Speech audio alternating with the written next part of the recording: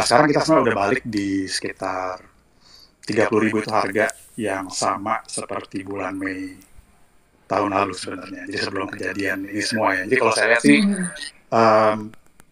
yang pertama dan kelihatannya lumayan bahwa memang masih ada kejadian-kejadian di mana orang masih menunggu apakah ada masih faktor secara pervasif di mana ada pemain kripto yang lain akan default dan lain-lain gitu ya. Mungkin itu sesuatu yang bisa menyebabkan satu correction harga lah gitu ya kalau saya lihat gitu. Nah terus juga mungkin kalau dari ke depan belakangan ini kan juga kita lihat terutama US ya tadi saya lupa yang mention Pak Oscar atau Biari kelihatannya sangat banyak regulation yang impacting crypto gitu di mana ya orang juga jadi sangat berhati-hati dan mungkin ada yang liquidate their position gitu ya karena earn atau staking juga di question mark gitu kan sama pemerintah dari US dan orang mungkin jadi liquidate yang itu menyebabkan juga ada selling pressure gitu. Tapi on the other hand kalau di beberapa regulation di negara lain kayak di Asia dan Middle East dan hopefully kita akan lihat lebih banyak ya kayak di Hong Kong recently di mana banyak regulation crypto itu jadi jelas ya dan yang kedua malah menjadi cukup favorable regime gitu di mana kita ngelihat memang banyak money movement di Asia terutama dan Middle East yang kelihatannya jadi indikasi yang baik gitu ya. Kita harap sih ini kali ya mungkin satu perubahan regulasi mudah-mudahan mengarah ke arah yang baik ya, tapi juga at the same time mesti hati-hati soal mungkin attitude dari semua terutama badan dan institusi di US. Yang keduanya sendiri sih juga sambil lihat nih bahwa memang banyak recovery gitu instead of beberapa penurunan ataupun inilah unfortunately jangan sampai ada kasus FTX yang lain gitu. Ya. Iya benar. Itu sih yang jadi yang bikin orang jadi kayak aduh nih bakal ada kayak black swan lainnya nggak ya udah mah itu tuh kayak semua beruntutan gitu dari ya Terra lalu FTX habis itu Januari ada Genesis terus SVB krisis perbankan di US apa segala macam itu jadi kayak aduh what's next nih aduh gimana nih gitu kan. Oke, tapi berkaitan dengan yang tadi Mas Yudo bilang juga kayak regulasi di US kan mulai shifting dan karena dinilai malah jadi kayak senggol bacok nih ibaratnya ke ke kripto. Ada kemungkinan nggak sih justru kayak orang-orang atau industri itu jadi evolve, jadi malah balik arah ke Asia gitu dan jadi project-project yang related sama kayak Chinese crypto project yang related to China itu kan juga kemarin sempat naik ya. Nah itu gimana tuh dari pandangannya Mas Yudo? Ya, kalau kita sih prediksi itu akan terjadi sebenarnya yang money movement kayak tadi saya bilang karena quite interesting terutama Middle East terus kemarin juga Hong Kong ya kita lihat mereka malah welcoming bisa dibilang kesannya nih seakan-akan ambil opportunity untuk bisa embrace crypto dibanding mereka tahu lah mungkin di US kan ada beberapa penyebabnya kenapa US juga lagi going against crypto ya. Kalau kita sih prediksinya demikian ya, memang sebenarnya ini bukan sesuatu yang terjadi karena regulasinya baru di-announce atau apa, tapi sesuatu yang udah developing kita lihat ada movement ke Asia lah. Ya. I see. Oke, gimana nih kalau menurut Pak Oscar sendiri gimana dengan kayak mulai shiftingnya ke Asia, kira-kira ada ini nggak sih kayak opportunity baru mungkin buat market atau industri kripto di Asia terutama di Indonesia? Biasanya kalau kita bicara mengenai kripto ya, saya ngelihat kalau pergerakannya dari dulu memang selalu digerakkan oleh Asia sih daripada oleh Amerika atau Eropa. Ya memang secara US itu suaranya besar, tapi dari dulu emang pergerakan whale-nya itu semua juga dari bagian besar dari Asia ya, tepatnya di Asia Timur, entah itu di Korea Selatan, Jepang dan Cina. Ya, kemudian kalau kita bicara mengenai project ya, salah satu yang mungkin akan jadi efek ke retail itu, saya kira salah satu yang bisa kita uh, berdebat-debat bagaimana lihat efeknya itu malah saya nggak ngeliat Ethereum ya. Kalau Ethereum itu kan bagus secara teknologi, bagus secara pengembangan. Tapi kalau kita sudah bicara retail itu ya selalu memberikan wow efek tuh kadang-kadang malah token-token nggak jelas seperti Shiba misalnya. Token seperti Shiba yang akan launching Shibarium-nya ini officially yang katanya kuarter 2 atau kuarter 3 ini mungkin akan efek retailnya lebih besar gitu. Karena kalau kita lihat dari, kita kan di Indonesia ada proof of reserve ya yang bisa dilihat oleh teman-teman semua di sini. Di Indonesia ini salah satu pemegang token Shiba yang cukup besar sih kalau kita lihat. Iya, Nah, iya, ini aku mungkin, juga pernah lihat tuh. nah kalau kita lihat secara global, ternyata memang banyak banget ini. Bahkan beberapa artis-artis dunia pun yang megang pertama kali kripto yang dipegang bukan Bitcoin-nya, bukan Ethereum-nya. Malah mereka megangnya seperti Shiba, seperti Dogecoin. Makanya kemarin waktu si Elon Musk itu melakukan keisangan dengan mengganti logo Twitter jadi logonya Shiba itu kan langsung terjadi pergerakan riak yang besar itu. Saya kira kalau misalnya dia masang logonya Ethereum malah orang pada kebingungan itu apaan itu gitu ya. Jadi salah satu yang menurut saya akan berefek ke retail dan mengaruhi dari adopsi kripto ini ya token-token gak jelas seperti itu sih. Karena token-token gak jelas seperti itu memang nggak bisa dibantah dengan market cap-nya yang lebih kecil dengan harganya yang jauh lebih besar itu akan membuat efek ke retailnya akan lebih berasa. Nah, terus kemudian kalau kita bicara mengenai quality project ya saya kira quality project seperti Bitcoin, Ethereum maupun project-project dari Asia tetap saya kira akan terus bermunculan ya. Cuma kan kita nggak tahu nih project mana yang nanti akan ngelit berikutnya. Kalau dulu kita lihat waktu sebelumnya itu kan project Solana itu kan yang kemudian jadi pembicaraan hangat dan sebagainya kan.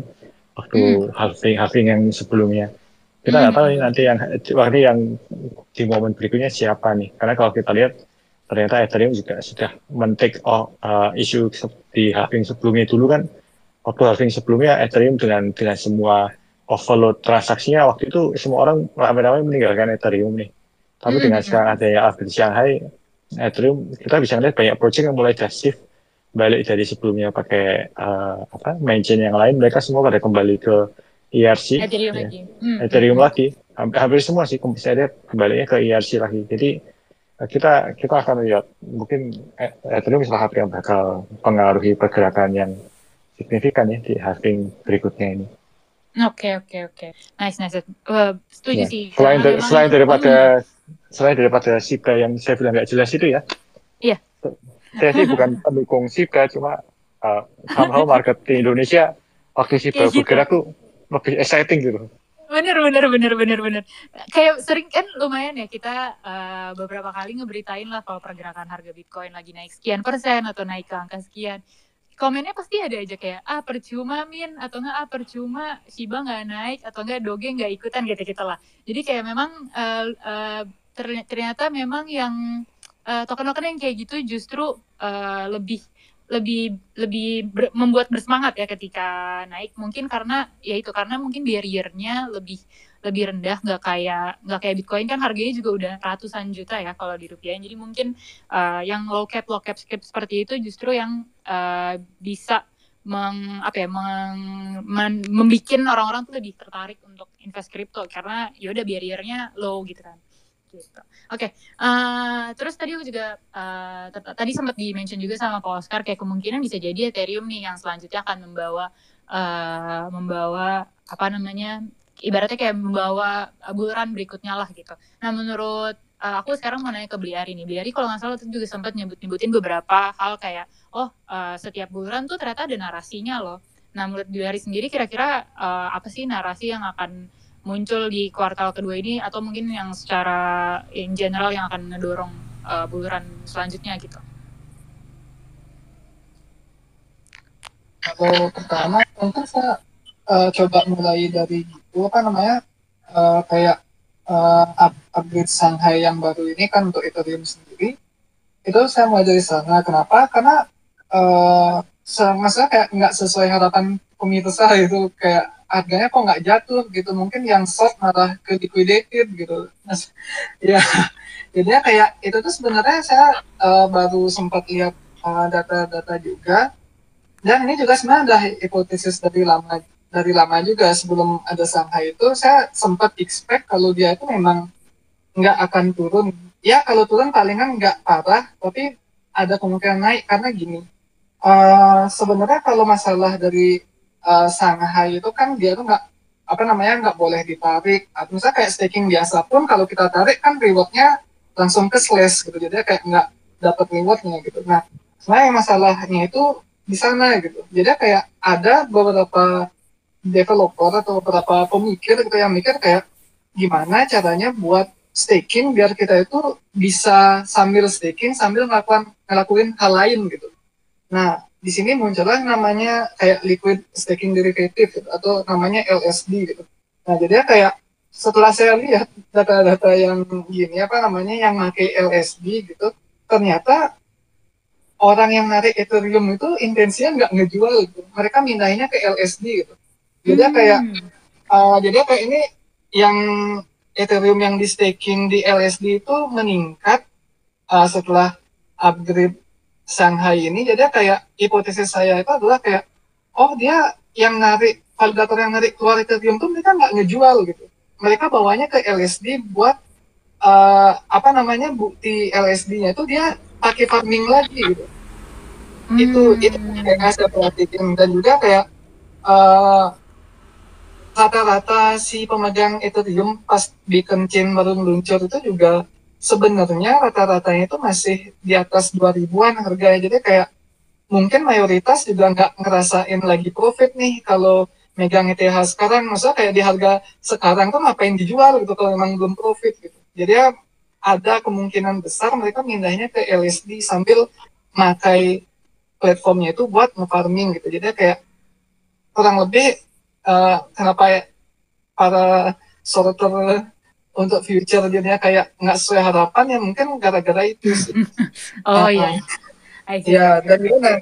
Jadi kalau untuk narasi ke depannya itu saya masih percaya DeFi itu apa decentralized finance itu bakal masih sebenarnya itu kan nggak barang baru. Itu di tahun 2020 juga DeFi pertama kali itu kayak munculnya DEX, ada platform lending gitu.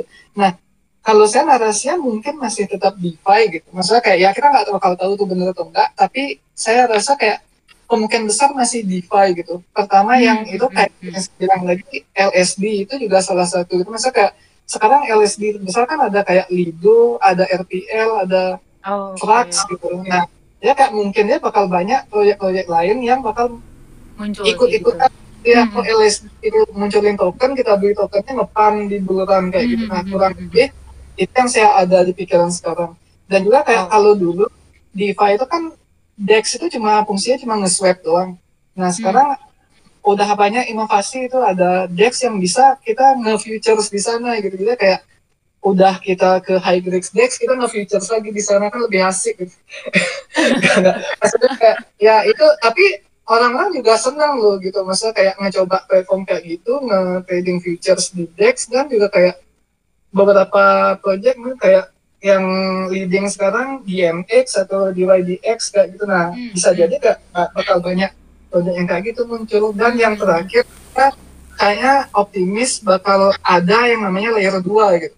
Layer 2-nya Ethereum mungkin kayak kalau sekarang kan ada optimistic roll up atau enggak sama ZK roll up itu masih panas gitu dan juga bisa protokolnya juga masih nge-building gitu. Siapa tahu yang memang lagi farming airdropnya gitu untuk tokennya udah bisa banget gitu. Jadi kayak lagi kayak setiap ada layer 2 baru orang-orang di Twitter pasti bilang adakah airdrop, will be airdrop, pasti kayak gitu dia ngomong. Padahal kayak belum gitu juga tapi ya dia kayak dengan hype-nya komunitas kayak gitu ya developer sendiri tuh kalau memang dia kayak ngelihat peluang itu bagus gitu lah cuan nih kayaknya gitu bisa jadi dia nge-build kayak layer 2 kayak gitu. Kurang lebih ada 3 jadinya kayak LSD kayak DEX perpetual DeFi sama layer 2 kayak gitu kurang lebih lah narasinya untuk DeFi di bulanan. Nice. Oke.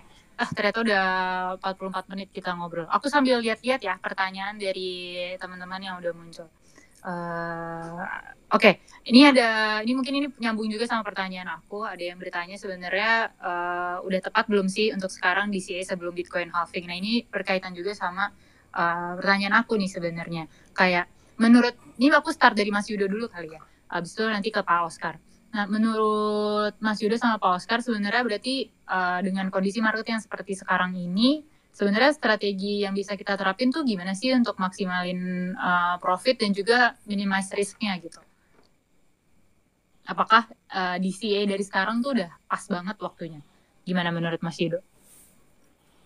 Ya, kalau kita ngelihat ke belakang kan mungkin saya coba ini ya kali ya, mencoba kayak lihat-lihat ke belakang gitu kan. Mungkin di sini banyak juga, udah kelewat nih gitu, udah ketinggian gitu masuknya. Padahal sebenarnya kalau kita bandingin ke 16.000 ya, November atau Desember. Tapi sebenarnya kalau kita ngelihat menuju ke Bitcoin halving, kita bisa lihat sih historicalnya gitu ya. Setiap kali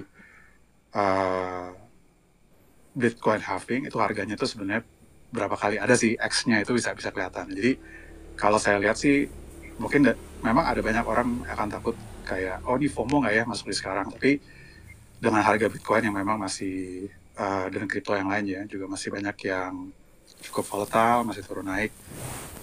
Yang salah mungkin malah kalau selalu tunggu untuk ada correction baru masuk gitu. Jadi itulah makanya kenapa DCA itu bisa penting kan. Jadi yang penting itu kita lebih fokus ke praktek yang baiknya, yaitu monitoringnya gitu kan. Jadi catat harga average price-nya berapa, kemudian bisa secara rentang periode bisa lakukan buying dengan amount yang sama gitu ataupun beda-beda.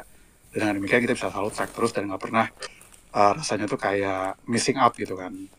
Itu sih mungkin yang saya bilang. Jadi mungkin short answer-nya adalah ya I think DCA di masa-masa yang kayak gini gitu ya, sesuatu yang bagus lah untuk benar-benar bisa untuk averaging, dan juga tentunya ini dengan pemikiran, saya ada biasnya sih. Biasnya saya adalah saya memang punya long term view yang optimistik gitu kan soal crypto gitu. And as such, kalau kita juga cycle ke belakang, basically it's been going up. There's always been yang namanya tuh cycle correction gitu kan.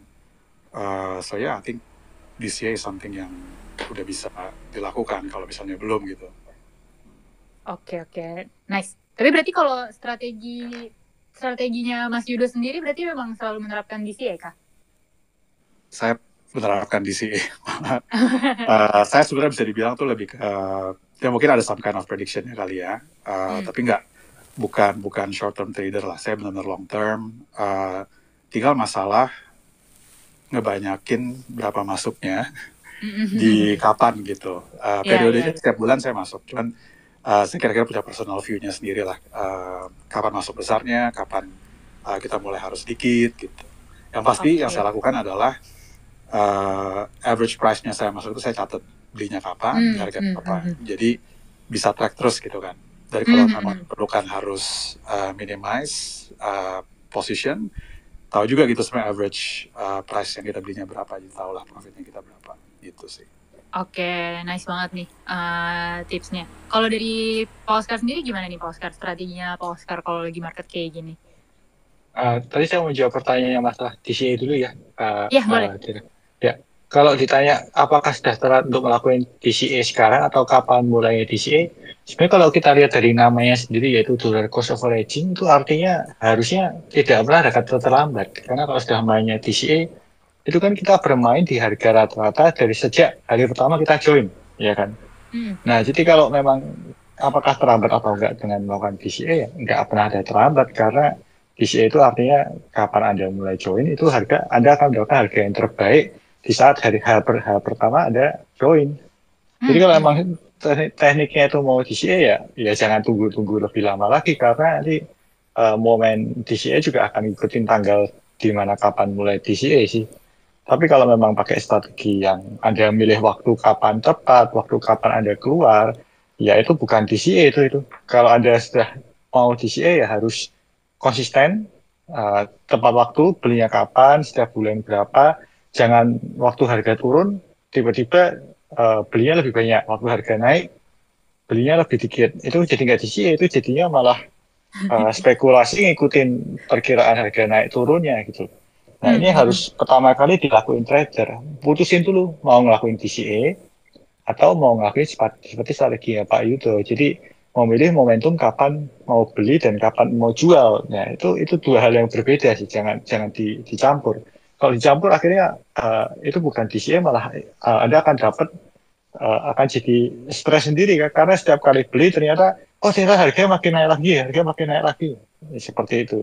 Kalau dari pendapat saya pribadi, kalau menghadapi market yang sideways seperti sekarang, di mana mau halving, strategi yang paling tepat ya memang DCA. Ya. Karena kita nggak akan bisa menebak kapan terjadi bull trade, kapan terjadi harga paling rendah. Ini agak susah sih. Kalau belinya dari tahun sebelumnya lebih gampang ya untuk melihat momentum harga kapan terendahnya, itu kan tahun sebelumnya kan kita bisa lihat harganya bergerak cukup rendah ya. Nah itu malah lebih tepat untuk beli dalam jumlah besar pada saat teknikalnya mendukung. Tapi kalau saat sekarang ini DCA kayak lebih sesuai ya kalau dilihat dari marketnya dan momennya. Oke, berarti ya emang dirutinin aja gitu ya, kayak sedikit-sedikit lama-lama juga nanti jadi bukit gitu kan. Oke. Nah tapi kalau strateginya Pak Oscar sendiri berarti emang selalu kayak gitu ya Pak? Rutin tiap saatnya? Ya, yang pertama saya nggak bisa membantah, saya cukup beruntung tahu kripto dari awal ya. Jadi saya punya kripto cukup besar. Ya sekarang portofolio saya juga di beberapa bisnis, tapi tetap portofolio kripto saya cukup besar ya. Selain yang kedua, saya juga tetap masih melakukan DCA ya, pembelian rutin setiap berapa saat. Ya jadi kalau ditanya ke saya lebih suka melakukan DCA sih daripada menebak kapan harga rendah, kapan harga tinggi ya. Karena kan kita sudah bicara ini sebagai aset jangka panjang gitu. Oke.